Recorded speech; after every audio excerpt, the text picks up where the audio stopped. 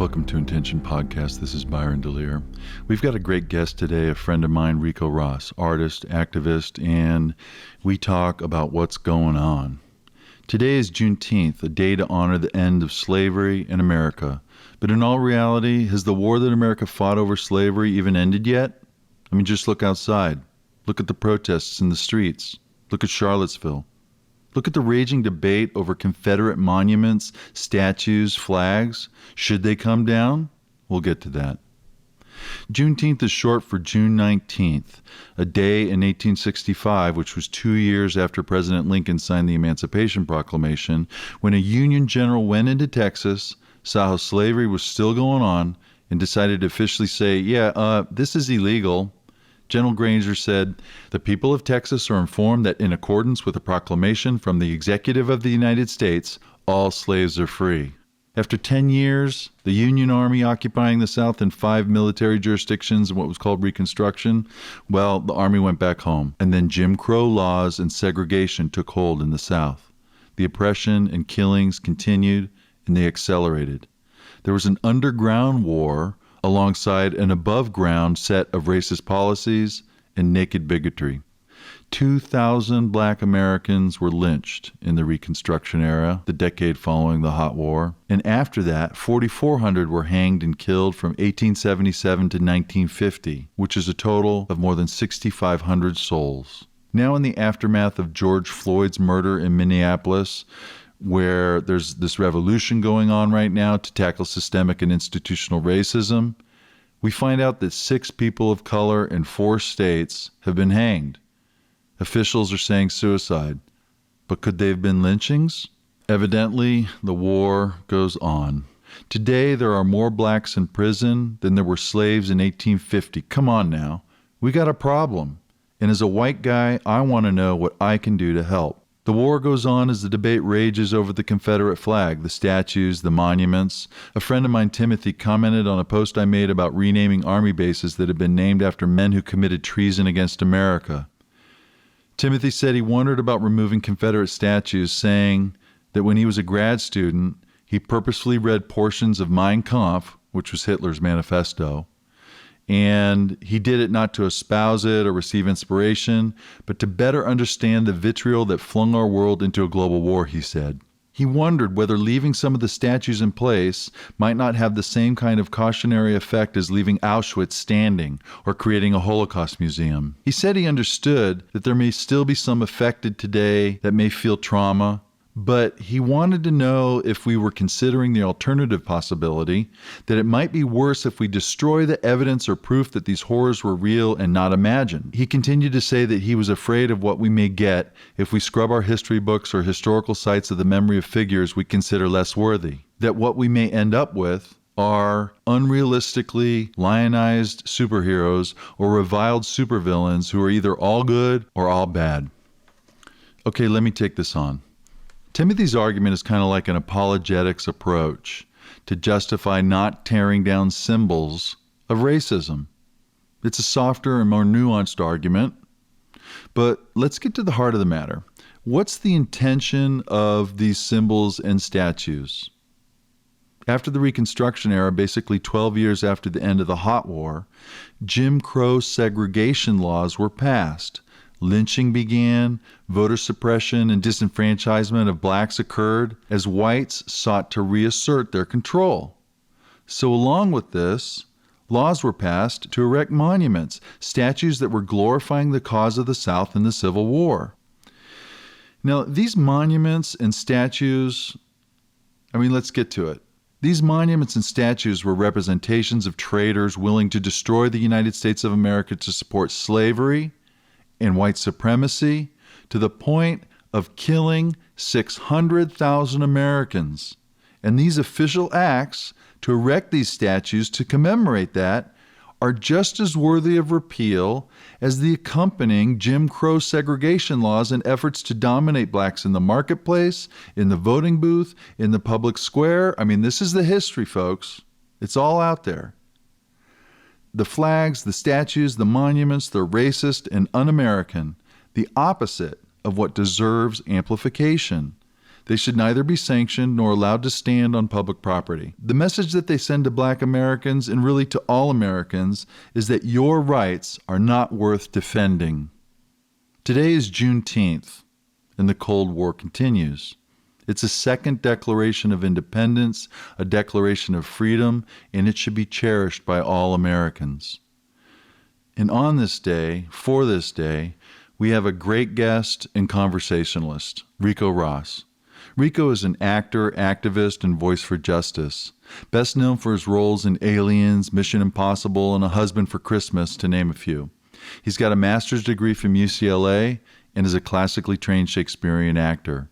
His next film is The U.S. versus Billie Holiday, which is coming out next year. In our conversation, we discuss the movement and revolution that's happening all around us and all around the world right now, and how this is another leap forward fulfilling America's potential. We dip into a little presidential politics and how if Joe Biden was a Dungeons & Dragons character, he would have an 18 soul. So let's get into it. Here's Ricco Ross. Well, here we are, Intention Podcast. I'm Byron DeLear. I have with me today my friend Rico Ross. He's a successful actor, performer, political activist. And Rico, I think we met during political events in Los Angeles years ago. I remember us both presenting at the inauguration of the National Impeachment Center during the Bush years and the Iraq War. We were with Congresswoman Maxine Waters. That's right. And we were calling for investigation into all the misinformation and lies that were being told to put our nation at war in Iraq. And, you know, those events just seem like a million miles away now. I mean, we're going through this global pandemic with more than 110,000 American lives lost. And then a couple weeks ago, the murder of George Floyd on video. And then we see the birth and the inspiration of a worldwide, well, it's a revolution, really. I mean, it's a revolution against institutional racism. And I know that you and your wife have been through a lot with COVID-19, but it seems like this moment now with these protests, that this moment's different. I mean, there's even some cops kneeling, right? Yeah, it's. I almost find it almost overwhelming because there's so much happening so fast that it's hard for us to really take it all in, kind of assess it, and then decide how we should move forward. I remember feeling the same thing about the president, that there was so much happening so fast that the news was having a hard time keeping up. And of course, some things they couldn't keep up. They just kind of like just missed completely. And I never knew whether this was all done by the administration's design or whether it was by accident, but it was very effective in some cases. But yeah, this whole thing was happening right now. I remember when I was younger and my older brothers would talk about the 60s and the change and how exciting it was and how invigorating it was, but also how dangerous it was. And I used to kind of wish that I had been back there for that exciting time of change. And now it's happening again. It's here today. And it's not just happening like it happened then, but I think it's even on a larger scale. Yeah, we're living it. That we're living in. In some ways, from an African-American point of view, it seems a little more civil now, but it's even bigger now. I mean, there are no dogs. There are no that many lynchings and the water hoses and all that stuff hasn't come out. But the amount of people have increased exponentially because it's not just Black people. It's not just minorities. It's everybody. And with everybody being out there, it's really hard. And I think I hadn't thought about it like as a revolution, but I'm wondering whether this is the modern revolution in a civilized society. Well, you know, it's so interesting. I mean, you know, from a catalyst perspective, you remember the Rodney King riots. Yes. I was in LA at the time. You know, I was outside watering down my rooftop with my hose because we saw all these fires coming up north from La Brea. Right. And, you know, what kicked that moment off was this just incredible inhumane, brutal video of the beating.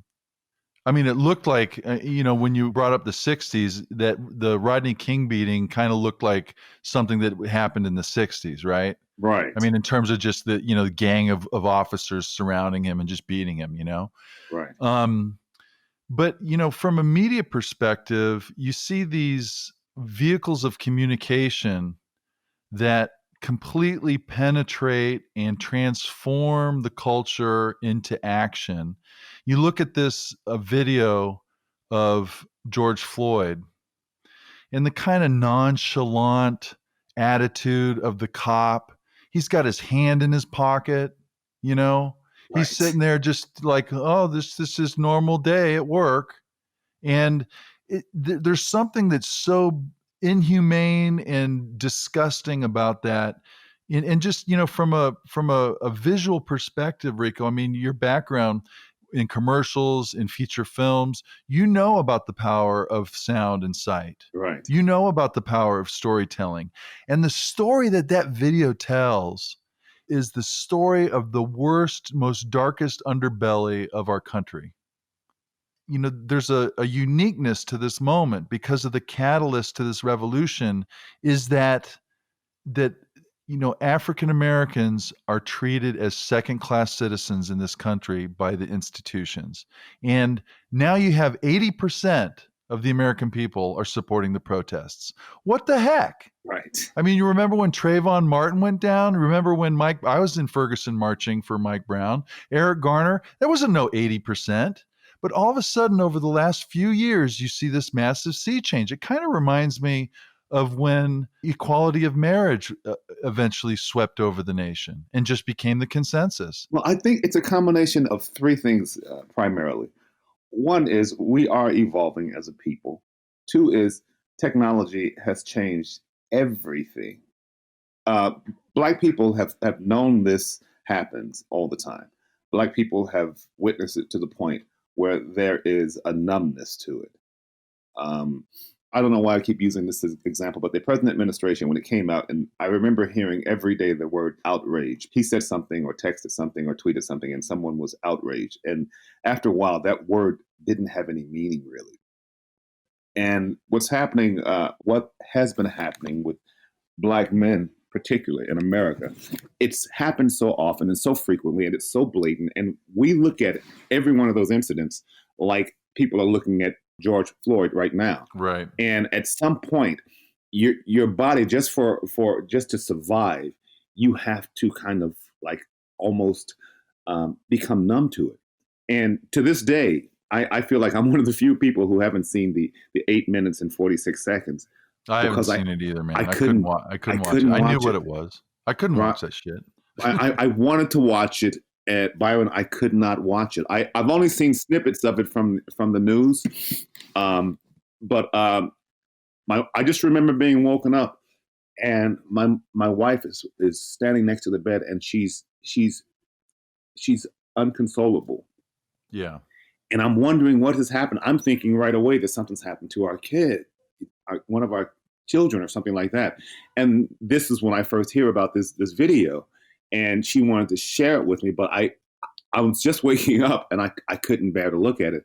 And I haven't been able to bring myself to look at it still. But I have seen enough of it, and I've seen it from the different angles to know pretty much what it's about. I just couldn't endure the 8.46 of it, Well, I mean, just watching the eulogy that happened the other day, and the whole congregation stood in silence for 8 minutes and 46 seconds. And, I watched that.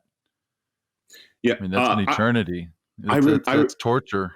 Remember when the young people rose up after the shooting, the massacre, and the one girl was on camera and she was silent for a period of time while this was taking place. And I remember thinking that even someone like me who's been in the entertainment business for over 30 years, I felt like that was one of the most powerful moments I'd seen on screen, where she didn't say anything, and it wasn't nearly as long as this. And I just remember thinking the power of silence, of people to just think about the time. So this 8:46, I couldn't bring myself to watch it. But I do think that the third thing I was going to say that has created this avalanche of support and change is that the pandemic happened and people were at home and they were not distracted with work or other things. They were there to see it. I think people just saw the inhumanity of it all and they were forced to do something about it. And every day, because I went out the first day, and Myron, I live off of Melrose, about a half a block off of Melrose Avenue in Los Angeles. Right. And I remember going to the rally, and when I arrived there, just to see a complete sea of people, but most of them were white people. And that was the first thing that kind of like shocked me, that they were mostly white people, then probably Latinos, and then Black and Asians after that. It was the most beautiful thing I think I've seen in decades. And it was beautiful for the 3 hours I was there. And then as I was leaving, there was this car I had walked by and earlier, and I was walking by it again, and it was just sitting there. And it was a police car, and it was parked kind of halfway in a parking space. Uh-huh. And the windows were broken. But then shortly after that, I walked a couple minutes more, and it just blew up on flames. It just started burning for some reason. And I just thought, wow, what's happening? And then, of course, that attracted a lot of people. So people started coming there, taking pictures, and then people started throwing things at it. But a friend of mine had said that he was by another car, which was 2 blocks further, and he said he walked by and the same thing happened, that the car was sitting there and it just started burning by itself. And he thought that maybe it was a controlled burn. But whatever the situation was, these things that happened only increased the attention. Now, of course, people were complaining, and myself included, that the message was being lost because in the beginning, so much attention was being focused on the looting. But every morning, the next day, people were out in the street reiterating the message. Right. And eventually, the press also understood that this is the message, and this is the message we're going to keep pushing no matter what happens at night.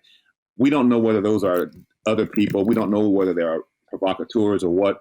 But in any event, that's not the real issue here. Instead of focusing on the effects, we are going to go back to the cause. And, it seems that the looting and property damage, that has reduced in the last few days. It has reduced. I think in the last few days, it really has reduced. I think whoever the provocateurs were probably felt like it was more dangerous. Their eyes were on them now. Cameras were on them now. And maybe that was part of it. Yeah. I mean, I saw some video of some guy in Minneapolis.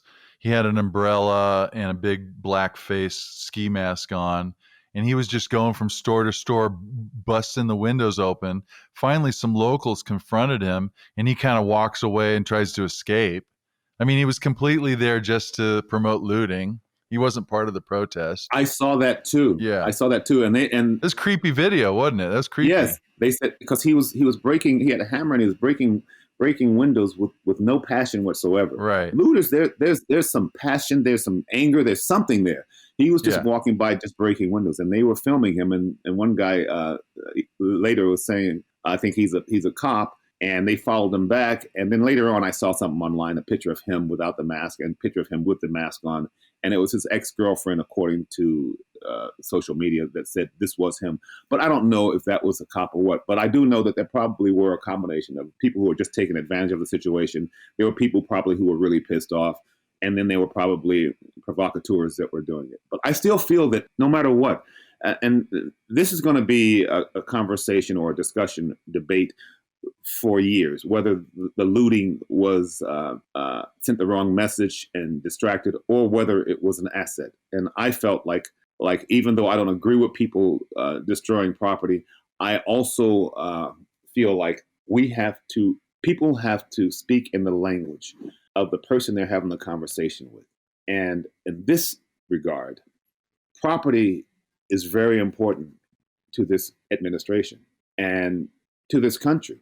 And when you start destroying property, people pay attention. Yeah. And now, just days afterwards, we're seeing every day there are more CEOs of corporations that are now saying that they want to do something to try and address this problem because they realize how they are vested in the solution as well. Whereas beforehand, they were sitting on the sidelines. I'm somewhat conflicted about pairing violence with nonviolence. In essence, the carrot and the stick as a full court press, right? I mean, I'm somewhat conflicted. I mean, you remember Rico, Reverend James Lawson used to conduct those nonviolence Right. courses Mm-hmm. at Holman Methodist Church in Los Mm-hmm. Angeles, back in the day. And I used to attend a bunch of those and take the nonviolence course with Jim Lawson. And he, of course, was one of the nonviolence teachers to Martin Luther King Jr., incredible pedigree, of course. But I see the truth in what you're saying, because with only carrots, you're ignored. So with the carrot and stick factor, both sides of the coin coming on, that shows that this is the real deal and we will not be turned away. Yeah, This issue will not be brushed under the carpet. I mean, exactly. so many times we've heard about the necessity for police reform. We heard it in 2014, 2015 with Ferguson and Eric Garner, and the amount of police killings stayed the same. It's 1,000 a year. The police are killing 1,000 people a year. Right. And I know that's not a huge number. That's not like a huge number like the COVID-19, 100,000 killed in 4 months. But, we haven't seen the kind of reform and changes that we need. I want to go back to your comment about the cross-generational and, ethnic background, the broad, wide scope of who is showing up at these protests. And, you said most of the people were white. There's Latinos, there's Asians, there's African Americans. I mean, it's everybody.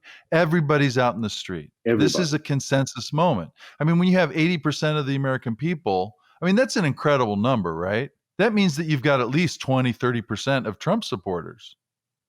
I mean, I don't understand how that's possible. I don't either. I mean, Because Trump doesn't wear a mask, and all of a sudden you see the poll like 70% of the Trump supporters rarely wear a mask. I mean, which is totally insane, right? And yet we have 80% of the American people support the protests.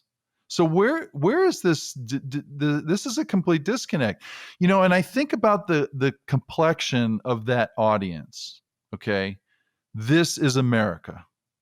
Not to summon Childish Gambino or anything, but exactly. this is America. And I remember in 2009, I was in Israel and I was giving speeches to I remember Bedouin that. Arabs Yes. who were in these villages that didn't have running water, didn't have electricity. And I would say a phrase, and then it would get interpreted in Arabic to the speech. And I would say a phrase, and then it would get interpreted in Arabic. This kind of recitative, this question answer thing. And I was talking about Barack Hussein Obama and how he's the president of the United States. And I was talking about constitutional rights. And when I was returning back to America, and this was the month he was getting inaugurated, and I was in the Holy Land, talking to these at-risk communities that in most cases, are treated as second-class citizens, frankly. And I was talking about constitutional protections, and I was trying to reach them and give them a sense of hope, that things were changing. I mean, having Barack Hussein Obama become the president of the United States was a complete sea change. Yes. And I remember standing in the line in customs to get back to America. And you have the line at the airport that has American passport holders. And the complexion of that line was every race, every creed, every member of every class was all in this line, all together as Americans. And that's what we're seeing in the streets right now, is that this is America. This is the voice of America.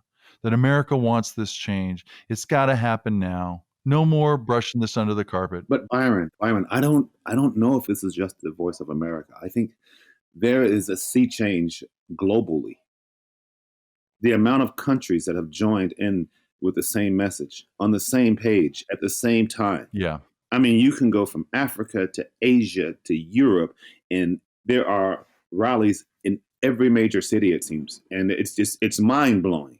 And the message is the same. The message is not mixed. The message is the same. Right. And the fact that the phrase Black Lives Matter started off, and it was a very contentious, controversial phrase because some thought that it implied that others' lives didn't matter. And of course, that wasn't the message.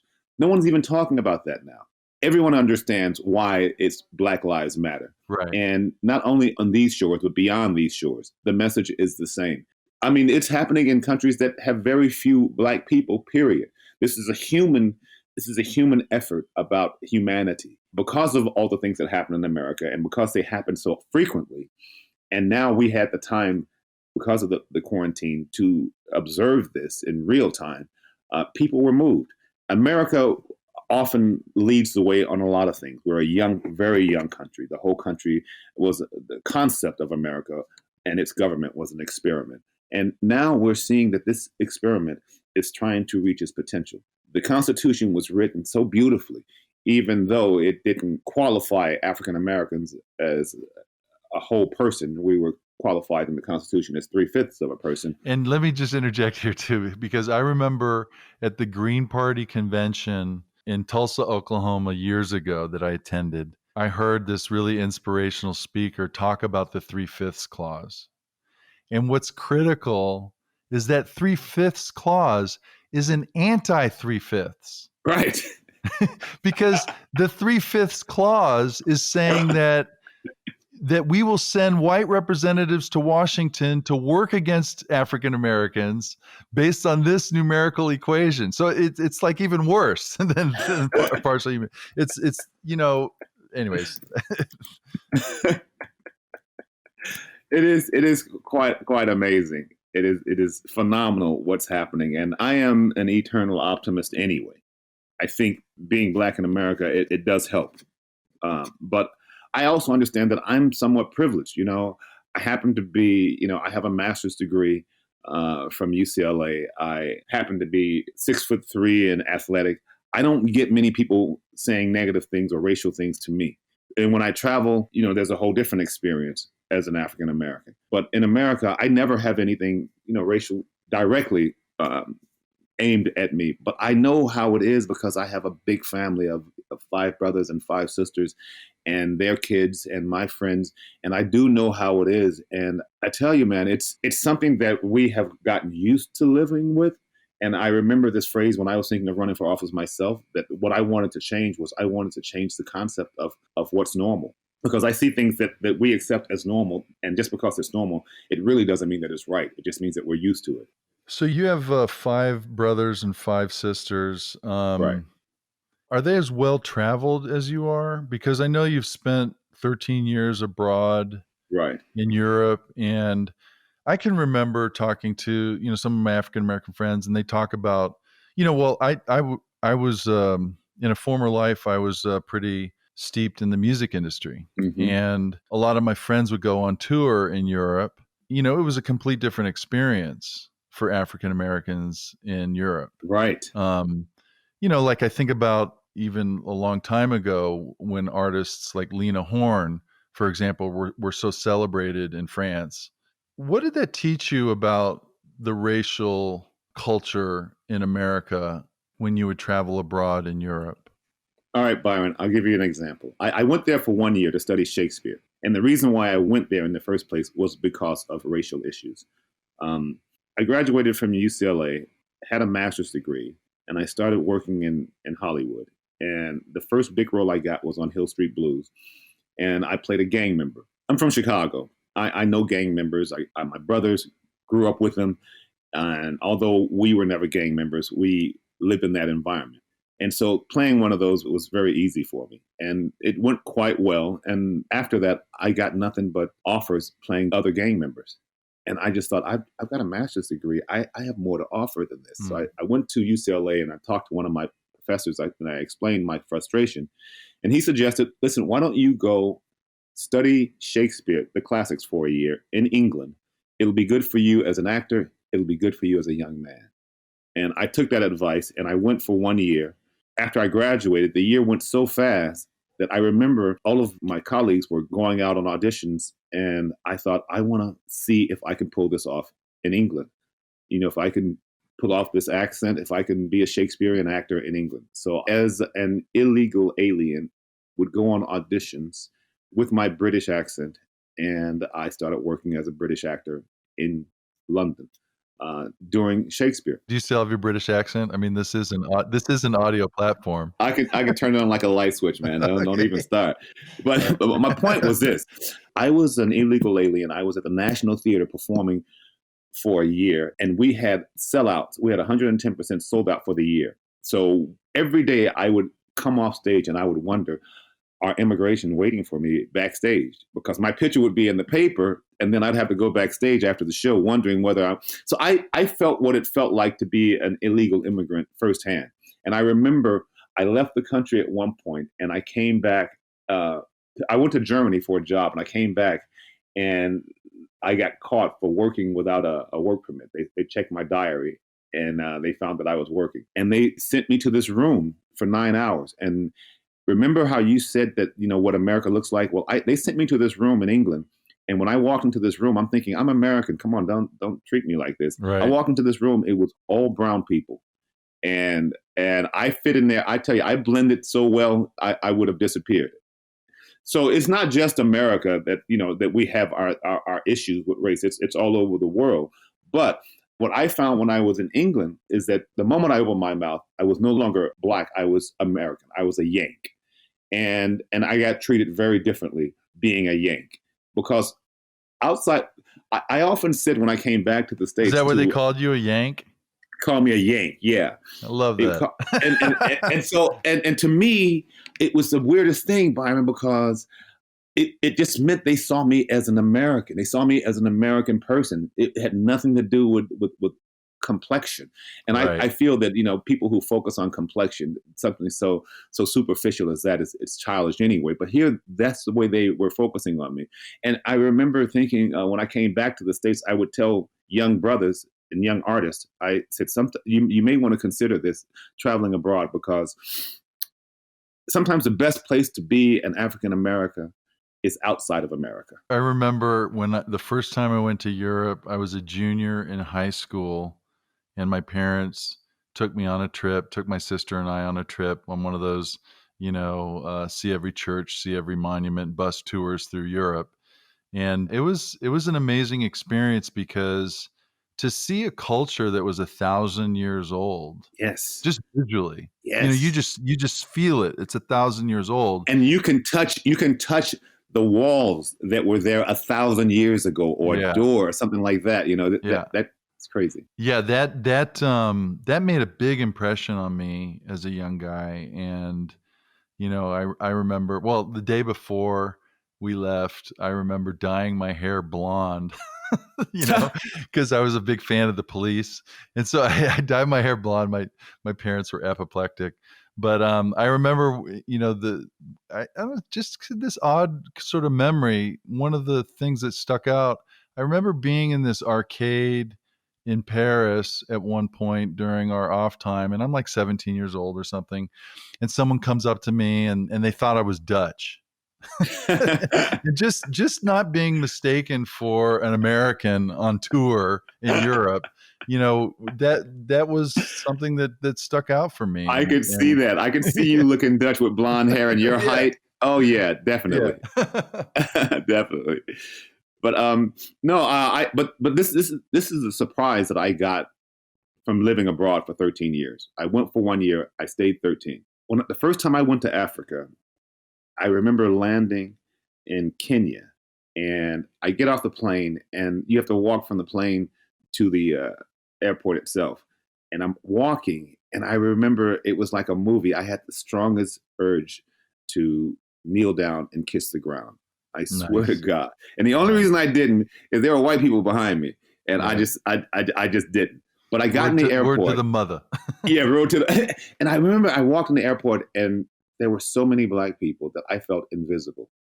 I felt like I could take my clothes off and no one would notice. I'm walking through the airport, and the pilots are Black, and the stewardess are Black, and the janitors, everybody. And there were these specks of white people, but it was mostly Black. And I just thought, I have never felt this before. And I've never thought that I was consciously felt conspicuous in American society, but I felt completely inconspicuous there. And I was so happy to be there. And I remember, Black people often say going back to Africa or going home to Africa, like we've been there. And the more time I spent in Africa, it made me realize that I wasn't African. I was African American. You're American. And it changed Yeah. my perspective completely. And the Africans treated you like an American too, didn't they? The Africans treated me like an American. You weren't even black. Phrase, you're an American.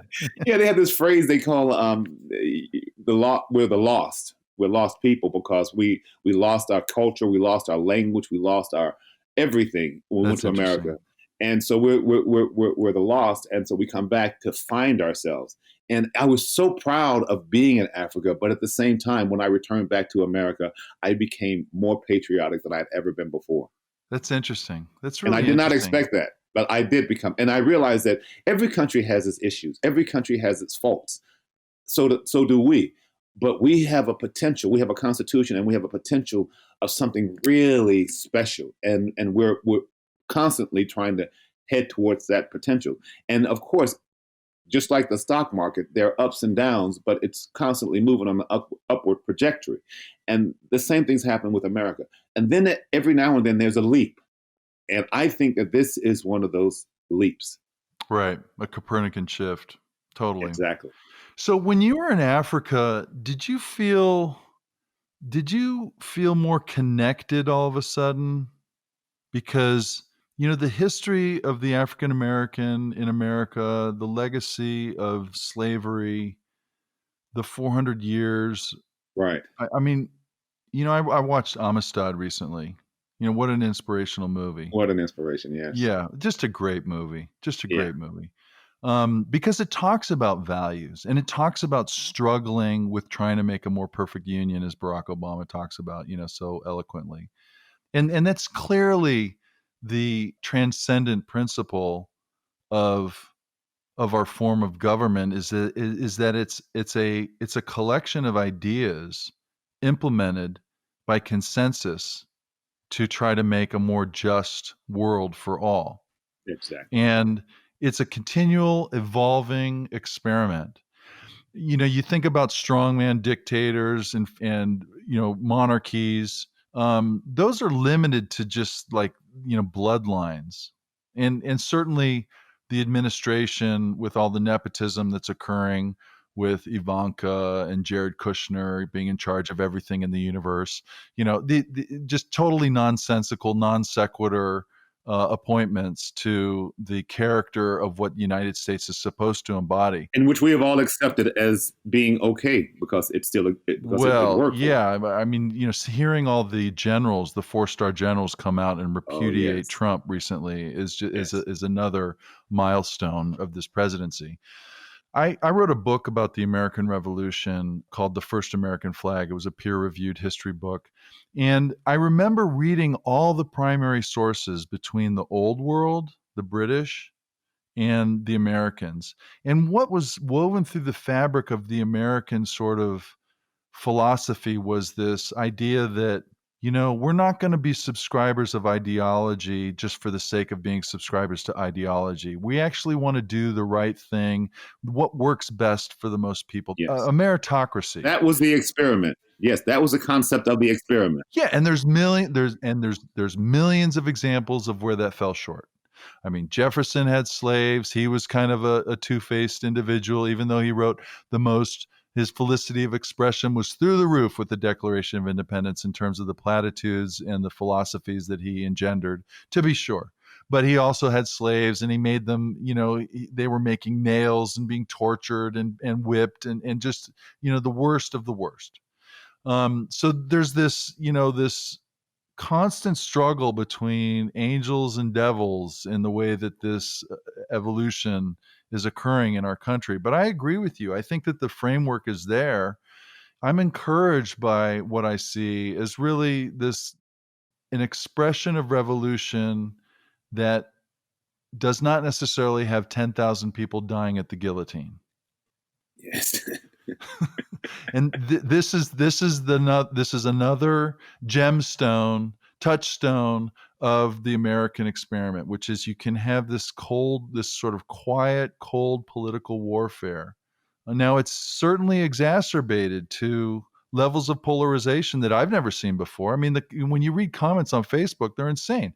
And, one of the things that I think is fueling this is the fact that when you detethered the media companies from having any kind of fair use or responsible, political perspectives. And Rush Limbaugh kind of kicked this off with when he started his radio programs on AM radio, which rehabilitated the AM radio networks, and he grew. And then those kind of talking points then sort of coalesced and became Fox News. And now you have this bifurcated media channel. We have two different media conduits that are feeding two different audiences, two sets of reality, two different versions of what's really going on. And everybody goes out there and they parrot the talking points that they hear. And the media companies love it because the more energized those people get, the more money they make. I mean, it's like waving a hand over an anthill. You wave your hand over the anthill and all the ants start going around crazy. And if the ants start moving around crazy, that means they're making more money. There's something that's wrong about that capitalistic equation where you have some of our best and brightest creators and authors and journalists really just feeding this conflict, this soft conflict, and they're not really efforting to reach the truth per se, but rather they're just trying to generate clicks. And that I think that's what is going to happen inevitably when your bottom line is money. There are certain organizations that shouldn't be based on profit, and I think the news is one of them. We are going to have to get back to facts, yeah, and not alternative facts. That's just going to be something that has to happen. But it may be something that will have to be confirmed at the top. Everything seems to start at the bottom and move upward, and people are going to have to demand it. I remember Barack Obama at one point said that if you wanted him to do something, you have to make him do it. And what he meant by that is that you have to start that from the bottom so that when he does it, he doesn't come across as a dictator. And I took that point, and I think that the same thing is going to have to happen with Fox News. I mean, Fox can be Fox Entertainment or something like that, but it really shouldn't be categorized as news because it's misleading its audience. Right.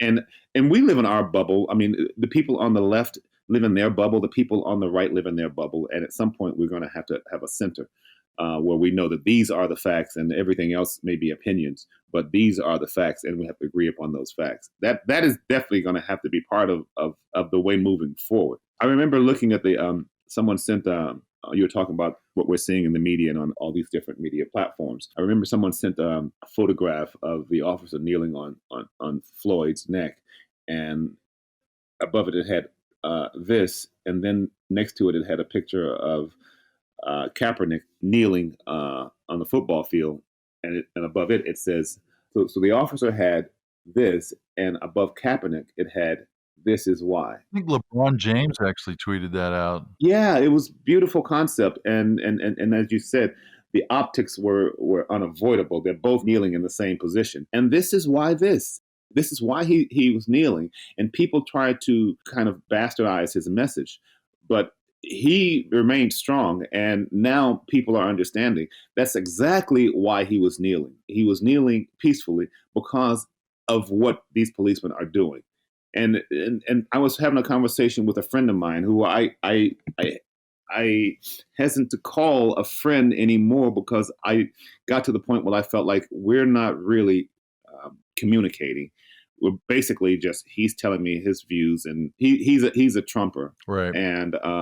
And I'm telling him my views, but I don't know whether we were listening to each other, so I kind of had to stop it. But I remember he was telling me, he was complaining about Kaepernick, and I sent him the third verse of the anthem. And the third verse of the anthem says, "No refuge can save the hireling and slave from the terror and flight or the gloom of the grave."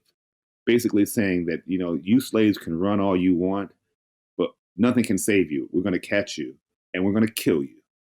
That's what that third stanza said. And that is part of the anthem. So you can see why the national anthem, so you can see why Black people have certain reservations about giving it all the glory that what was that phrase again?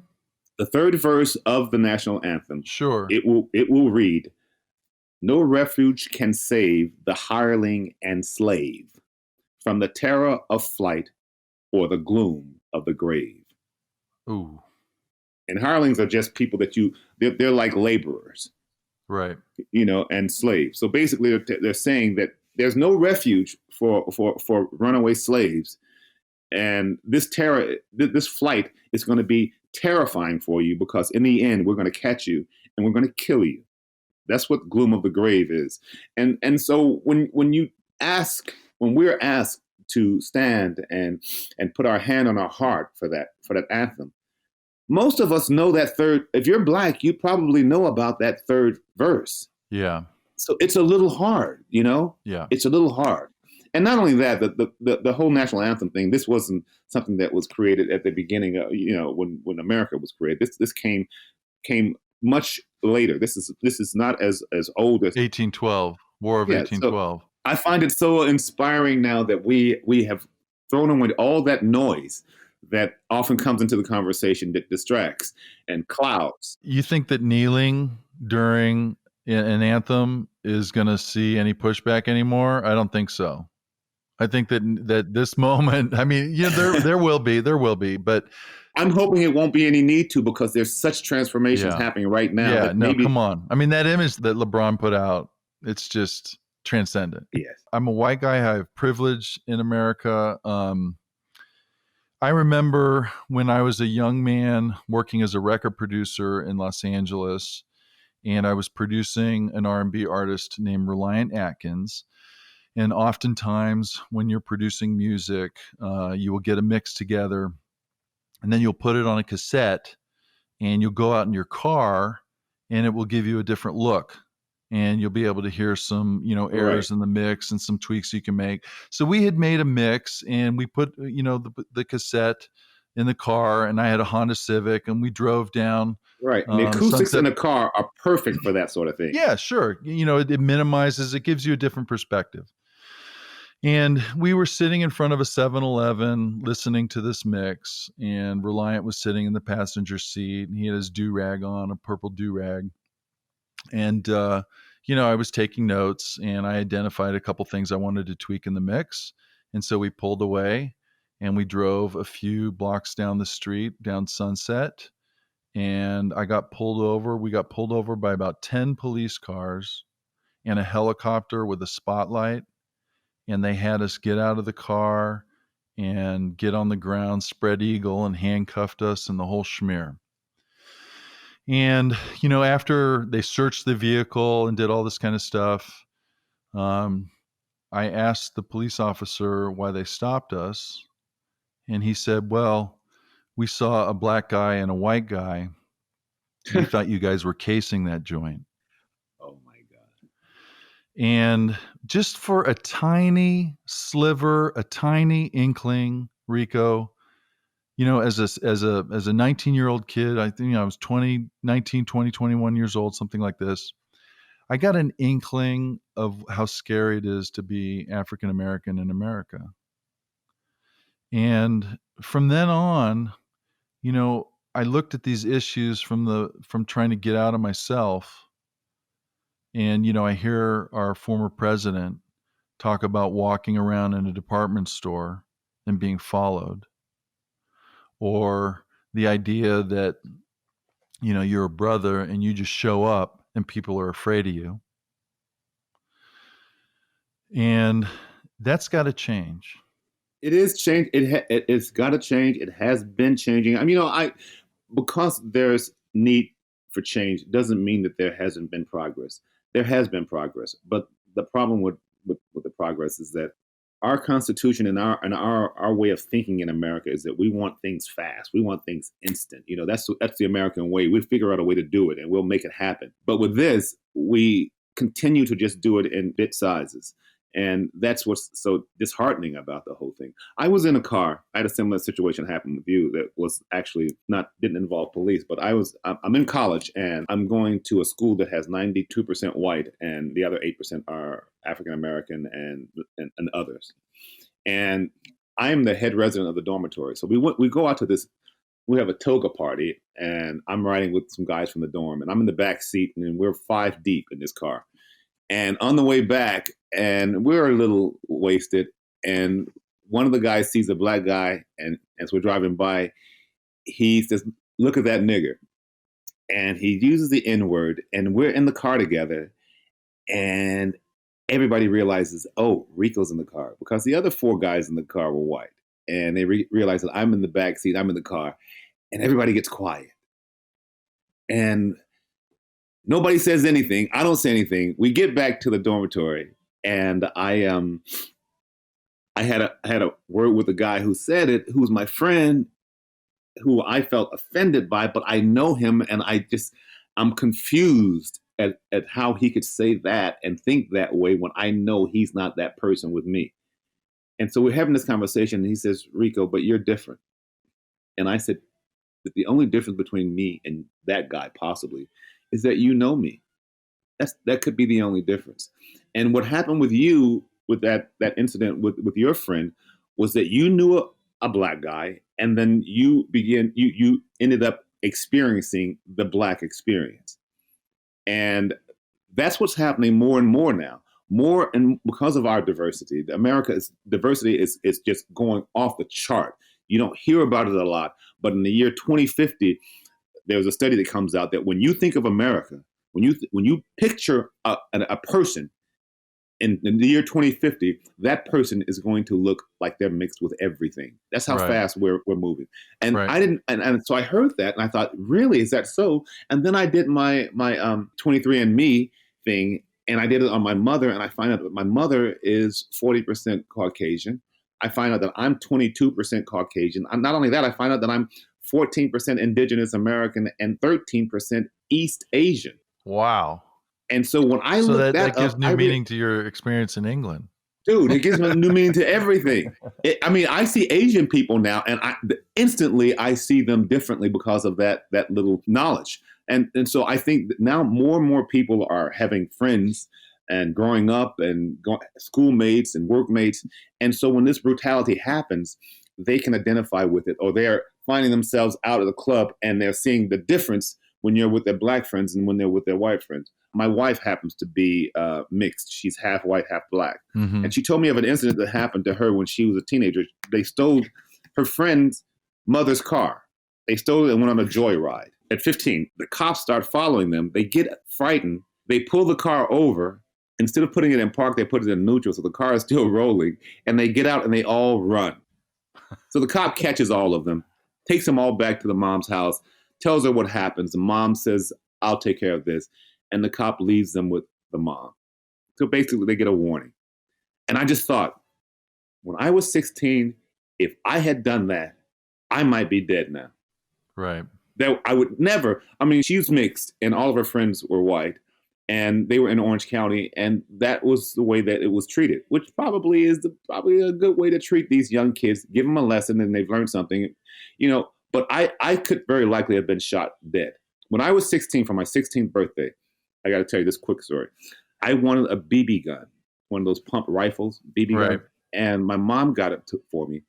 I went across the street. I was living in the hood in Florida. I went across the street, and there was a drive-in, and there was a pigeon on the top of the drive-in screen, and I pumped this rifle for the first time really hard, and I took an aim. It had a scope on it, and I shot this pigeon, and it didn't move. So I started pumping again, and then the pigeon just falls dead in front of me. The bullet had gone through it. And I thought, this is not fun. I just killed this pigeon for no reason. I thought it was going to be him trying to fly away, me hunting, me trying to catch him. And, but it was just, I just went out there and just shot this bird dead for no reason. And so I put the gun, I had a little jacket or a coat on. So I kind of put the gun away, and I was walking back across the street to go home. And I hear all these police cars before I got home. And I'm wondering where they're going. And it's 3 different police cars coming from 3 different directions. They're all coming to me. They slide their cars sideways, and they open their doors, and they come out, and all guns are drawn. Right. And they're telling me to put down the gun. I'd pulled the gun out by this time. And I'm thinking they are overreacting because this is a BB gun. They obviously think this is a real gun. And the difference between a BB gun and a real gun is that the barrel is much smaller. Sure. And so my 16-year-old mind think, I'm going to show these guys this is just a BB gun. No. Yes.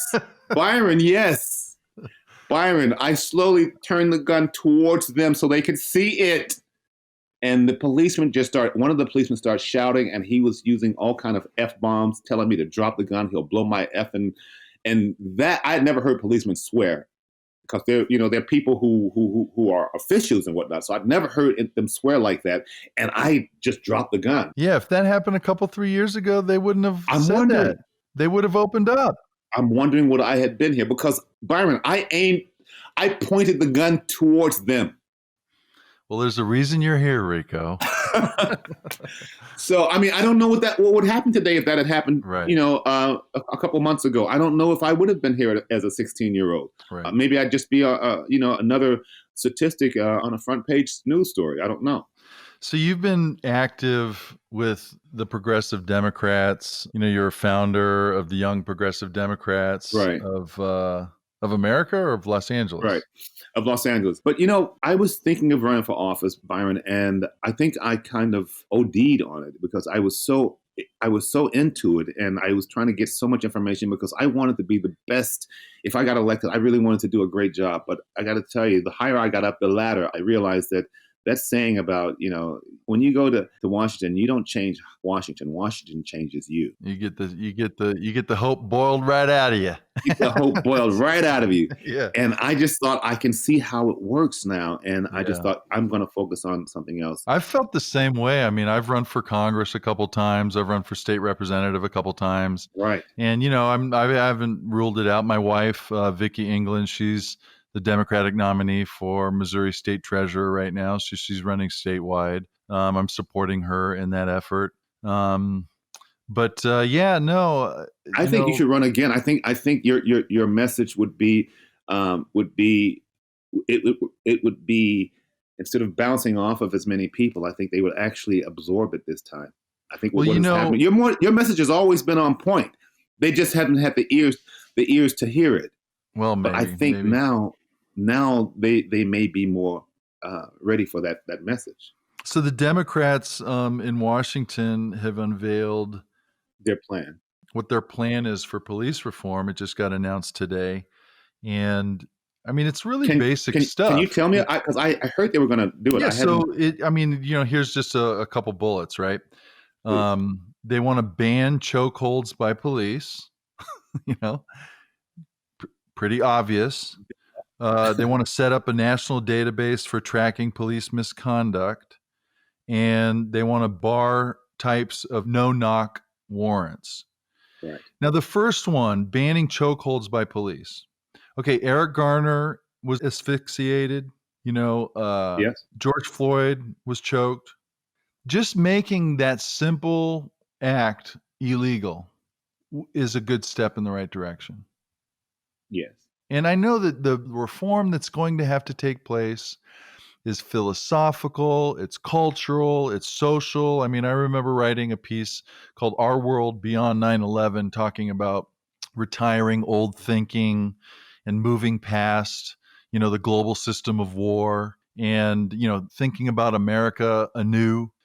And, maybe when you're looking at the philosophical reforms that have to take place, maybe the right question is, how do we transform this militaristic policing philosophy, us versus them, where they're now getting all this military equipment from surplus from Iraq and things like this. They're driving tanks down the road. They've got, assault rifles galore. You change that militaristic policing philosophy toward a community-based system of interconnected, cooperative security.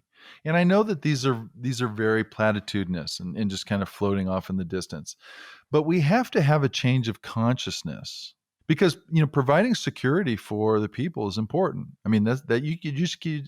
I mean, the idea of just defunding police departments and firing everybody. I mean, that I don't think that's a solution. The police have a certain function and a role in society, but you're going to have a different philosophical underpinning so that we don't have a situation of a perpetuation of second-class citizenry and people are treated less than. And I was wondering what you think about. I was actually going to ask you the same question. I'm glad you answered it for me, because there's been, I was marching yesterday, and there's so many signs out there that were saying defund the police. And I was thinking, when something goes down, who are you going to call? You can't just defund the police and leave a void there. You have to replace it with something.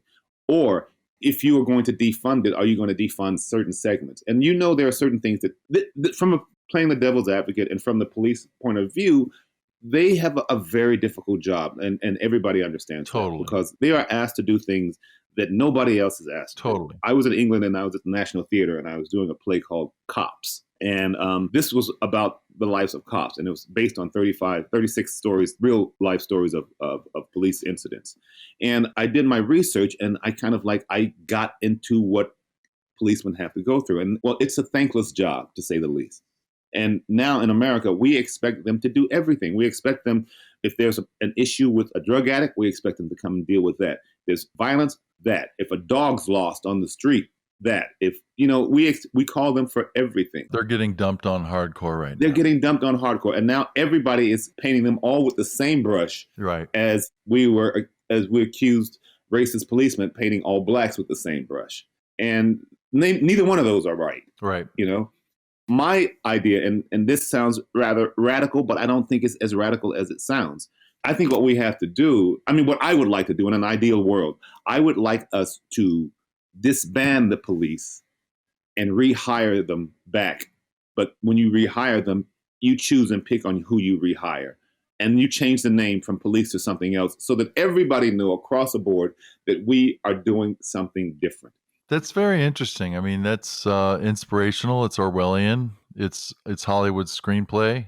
It's all those things. You could call it communiforce, but security, this is a simple message. Something.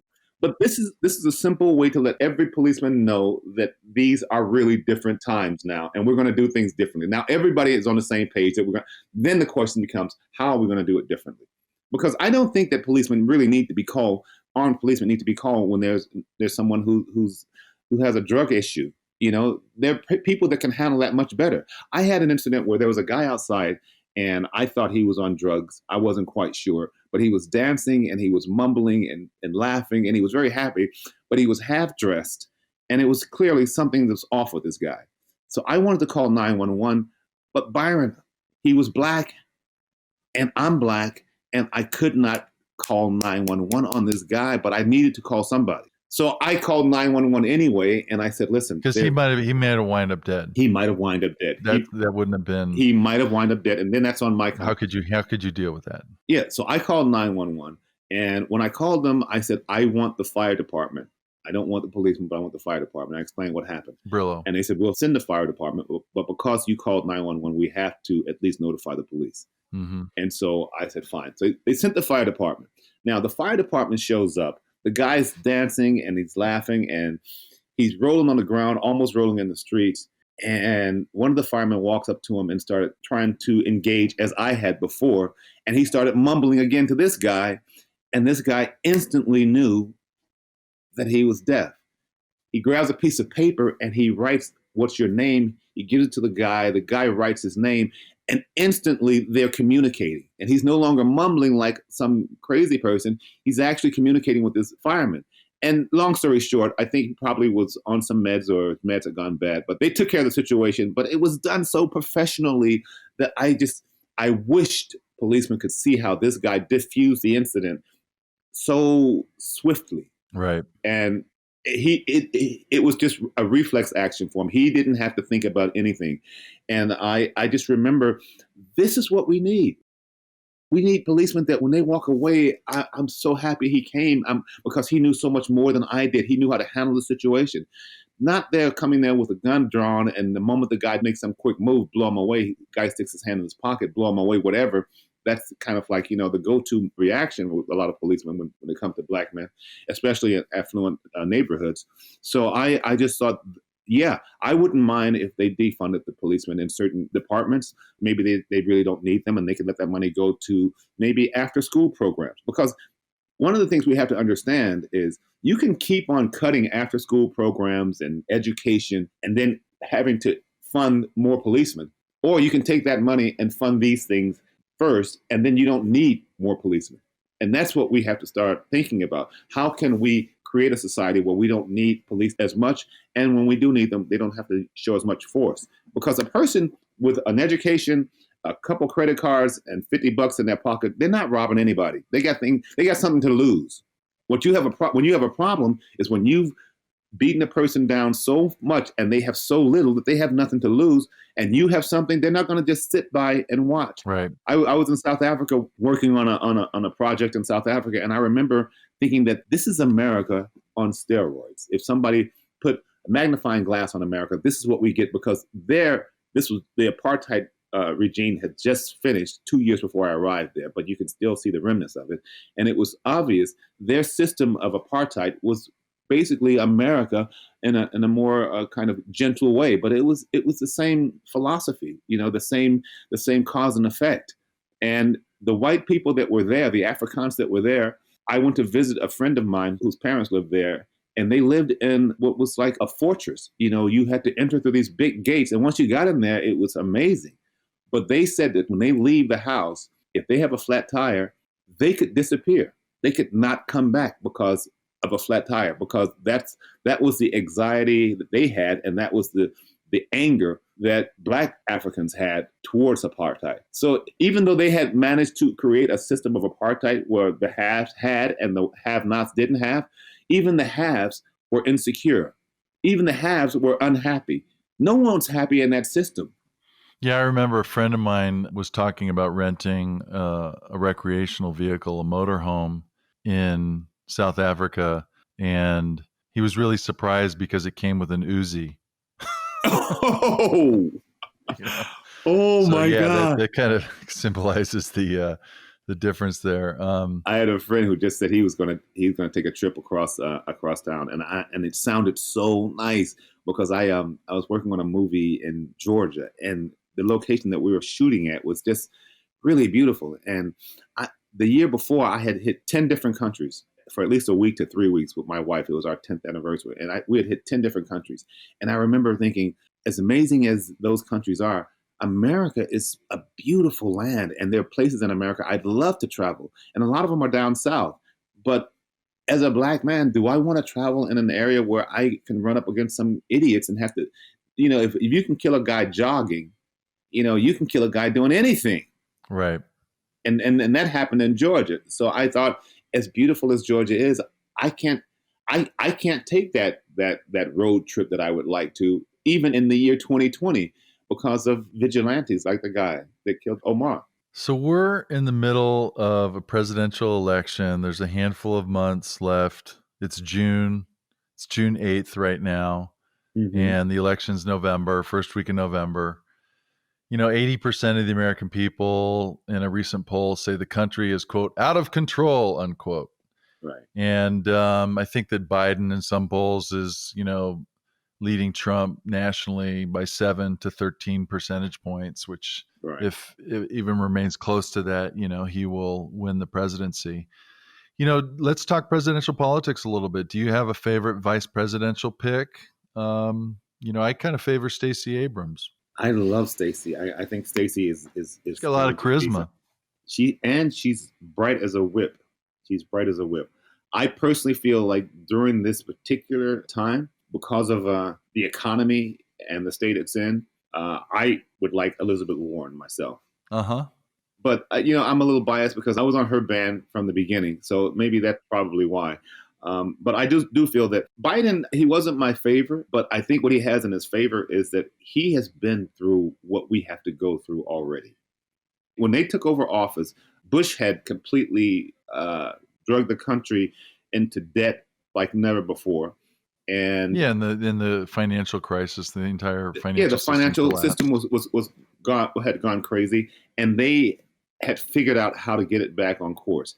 And because of that experience, I think that's going to serve Biden well. I was just thinking, I've heard before when people describe Biden that his superpower is empathy, because of what he's gone through. And I'm kind of imagining if Biden was a Dungeons and Dragons character, you have strength and intelligence and wisdom and charisma and these different attributes. If there was a category called soul, Biden would have, he would have an 18 soul. Yes. Just because of his life experience. That's right. And so I think that's going to serve him well. But I also think that in the event that he needs a pit bull, I like Kamala for that I do like reason. Kamala for that. I do like her for that. Because he wants to stay on message. He wants to remain presidential. But the VP can take some punches for him and deliver some punches for him. So I like Kamala for that. He hinted at Kamala too when he said, that the pick is going to be somebody who's been well tested on a debatorial stage, so to speak. Yes. I mean, he kind of hinted at that. I mean, at that time, I think he was leaning towards Harris. And if they are going to do something really substantial and changing with the police department, again, I think Kamala would serve them well because of her experience. And what about Val Demings, the congresswoman from Florida, former police chief for Orlando? Right. Uh-huh. She's, very powerful and smart. Yeah. I sometimes I think because she kind of came through administerial bureaucracy, so to speak, sometimes I think, she's Overlooked. A little stiffer than, say, Stacey Abrams, has more charisma and more ability to, elevate past the moment and really deliver some content. But certainly when you consider that oftentimes the vice presidential pick is based on an electoral consideration, you've got Florida right there. Florida's on the cusp of being a 50-50. If Val Demings could deliver Florida, it would be over. Yeah. Who's your pick? I think Stacey right now. I tell you something. I think Stacey, people with Kamala. Something about her. People with, I think the other side could find ways to get their people out against Kamala or against my choice. But Stacey, basically, the woman hasn't made a bad move, period. Right. And even when she's the head of a GOTV unit. I mean, she's the head of the Voter Activation Network. I right. I forget the formal name of it. Right. But if she's showing up 4 or 5 hours a day, amongst all her other duties that she does, if she's showing up really familiarizing herself, building a vehicle for get out the vote, which in the industry parlance is known as GOTV, that's the critical element to revisiting the Obama coalition, right? Well, I'm glad you brought that up because one of the things I was thinking about moving forward after the people have decided that the rallies are no longer necessary, is that going to transfer into votes?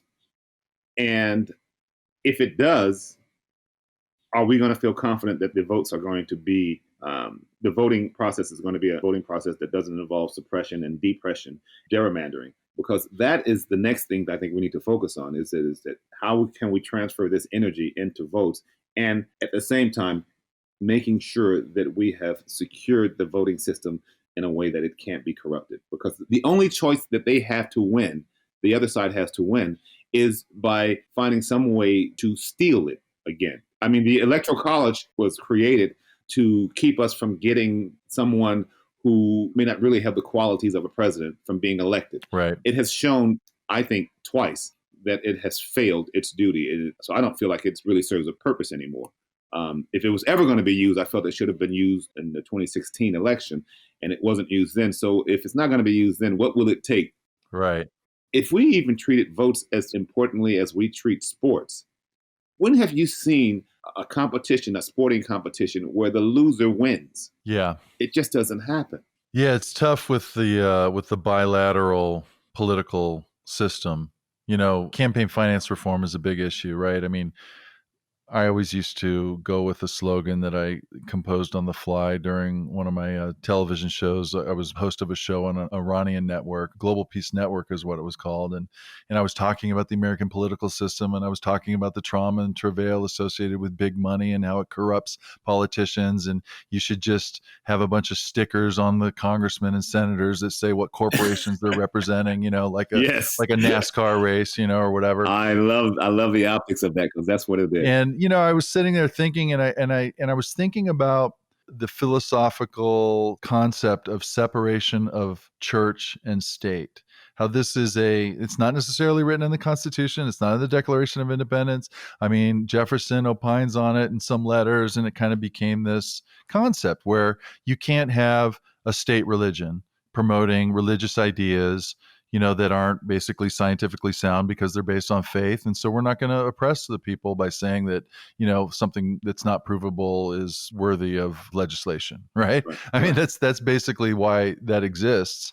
And the phrase appeared to me, separation of buck and state, separation of dollar and state, to erect an ethical wall between our public and private institutions to free the hands of our legislators to serve rather than sell. And every time I think about how those laws could come about, I just realize that all the politicians that are in there that have the ability to cast those laws, they've perfected the old system, which is a nightmare, by the way. I mean, you have to spend hours and hours on what is called call time. And you call and cold call and you raise money and you raise money and you cold call. And we've seen some emergences of clean money and fair elections, where you could have public financing of campaigns and you raise a number of $5 donations and then you qualify and then the public can actually fund your campaign. We've seen this happen in the country and it's burgeoned up a little bit and then it's petered out again. But, one of the issues with trying to get the legislators or the status quo, the establishment, to pass these reforms, it's difficult because they view it as voting against what they've already mastered. I agree 100%. And that was a conversation that was being held. And I felt like it was getting some traction, public finance. I love the idea because I do think that right now what we have is only rich people or people who are connected with rich people really have an advantage. Right. And I look at the system of our political funding like I look at the oil companies. The oil companies, they know that oil is an old way of energizing America, of giving us energy. But they've invested so much into that system that they're going to milk it until it's dry. Right. The smart ones are going to take some of that money and invest it in alternative energy while at the same time talking down alternative energies. Yeah. But they know that that's the way it's going to go. And that's the same thing that's happening with our political system when it comes to funding. Those people who have perfected it, it's very hard for them to vote against something that they know that they have an advantage at. But if you do the right thing, it always seems to work out. And I think, you have to have the courage to do the right thing, and you have to have the courage to take a risk that maybe I might lose. But, most politicians, even though they run for the people, they tend to, they get caught up in it and it becomes personal. And they get the hope boiled right out of them. The hope boiled right out of them.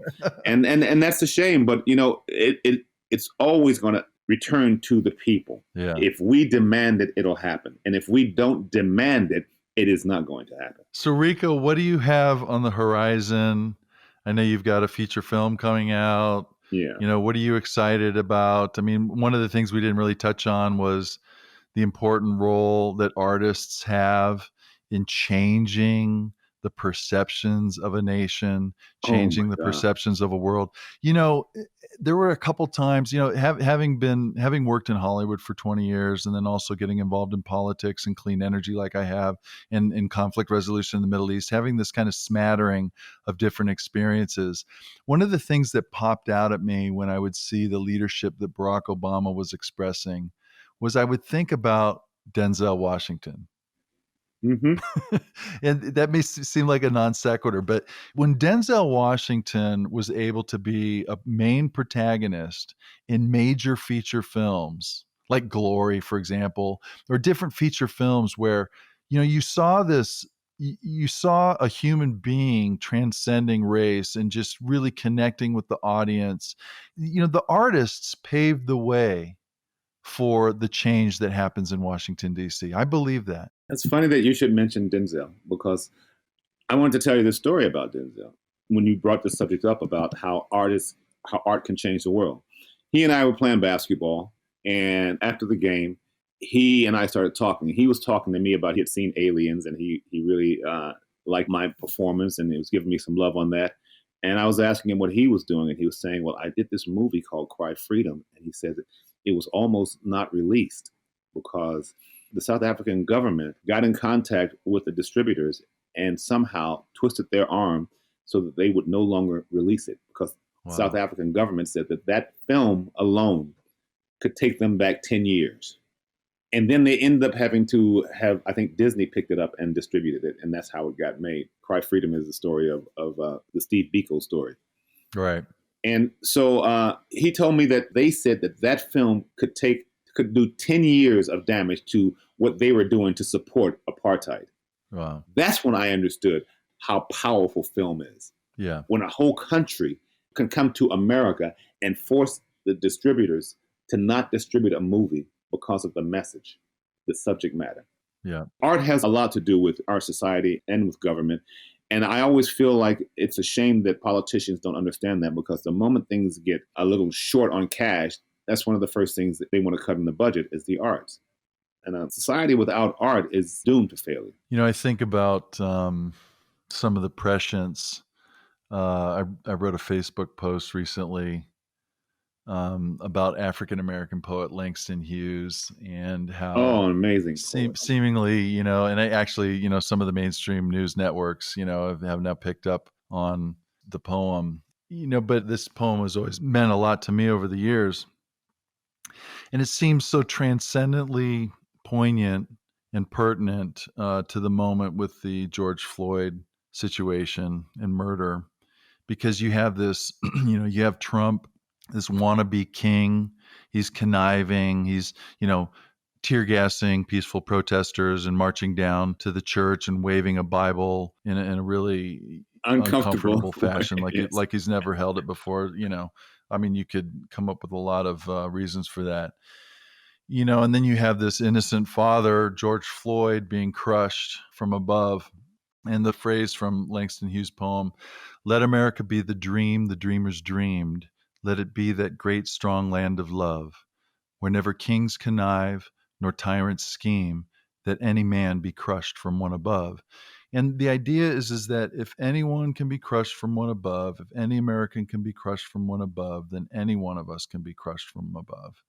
And we need America to be that great, strong land of love where what happened to George Floyd will never happen again. And so, Rico, I wanted to express my appreciation for you being on the show today. I think we've, you know, just really covered a lot of ground, a lot of different stories. You know, do you have any parting thoughts that you'd like to share with the audience? I don't know. I am so overwhelmed with the support that has come out. I don't know. I just feel very inspired. I love what's happening right now. I think there has been an awakening. This incident with Mr. Floyd has woken the beast. And the beast is that moment when we all realize that we are all connected. We all are in the same boat. And what affects one of us affects all of us. Mm-hmm. And that beast is roaring now. And I don't know. I mean, you can control it when it's half asleep, but when it's wide awake and roaring, it's hard to control. And so the government wants to try and control it, but they can't. These rallies will stop when the people feel they need to stop, and they won't stop until then. Thank you for listening to Intention. This podcast can be found where podcasts reside. Please subscribe, and we'll be talking again soon.